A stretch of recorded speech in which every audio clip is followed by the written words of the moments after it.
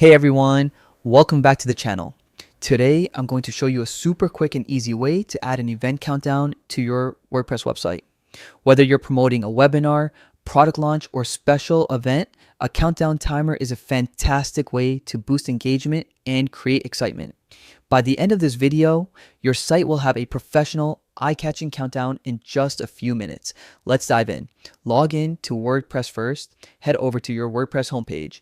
You'll see the login button in the top right corner. Click it. For the fastest access, choose Continue with Google and select the Google account linked to your WordPress site. Just like that, you're in. Access the editor once logged in. Navigate to your dashboard. From there, click Edit Site in the Quick Links section. A list of your websites will appear. Select the one you want to edit. This opens the WordPress editor where all the magic happens. Add the event countdown. Now let's add the countdown timer. Click the plus icon in the top left corner of the editor to open the block menu. In the search bar, type event countdown. You'll see the block appear in the results. Click to add it to your page. It's that simple. Customize your countdown. With the countdown block added, it's time to customize. Start by entering a descriptive title for your event, something that grabs attention. Next, set the event date accurately so the timer counts down correctly.